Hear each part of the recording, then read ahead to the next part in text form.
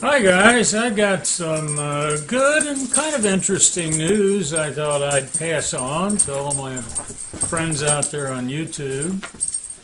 I live in Atlanta, and the city of Atlanta just gave the gay community a Christmas present. Now, you're probably wondering why that's worth talking about. Well, this wouldn't be a big deal in New York or San Francisco or one of the big European cities. But you got to remember, here in Atlanta, we're in the middle of the South and the Bible Belt. So this comes as a little bit of a shock to a lot of people around here. Our city council just passed a resolution supporting same-sex marriage. And our mayor, reversing an earlier position he had taken, announced on Tuesday, December 11th, that he would support the resolution and was signing it. So we're all kind of happy about that. Started me thinking a little bit about what kinds of things we could do to push that along a little bit. And it occurred to me that most of our politicians are driven by money. So if we could just show them that same-sex marriage would do wonders for the economy, particularly at this time when we've been having all these problems with the economy and the housing market and all that, that they might have second thoughts about their positions on this. So I made up a little list of things that perhaps should be pointed out to the politicians and the people in powerful positions. Things that would be better if same-sex marriage were allowed. And we're talking about economic things. Just think of how much more money would be spent on flowers. The florist would make more money. The farmers who grow the flowers would make more money. The truckers and the pilots who bring the flowers to market would make more money, have to be sold, and the local governments profit from that. You have a wedding, you have music, and the music costs money. Somebody's making money off of that. There's a person there officiating who may be a minister or a justice of the peace, who's probably getting a pretty nice sum of money to officiate, and probably a decent tip to go along with that. It's also good for the housing market. Just think of how many more houses gay married couples might buy. The real estate agents make money,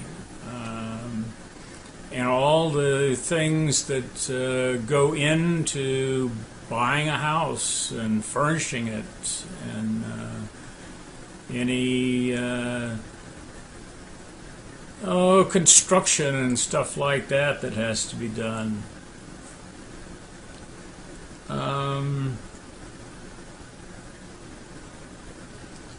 Now, once we're getting all of these gay people married, lawyers are going to be in line to make money from divorces. I can see it now. You'll have lawyers who specialize in gay divorce cases.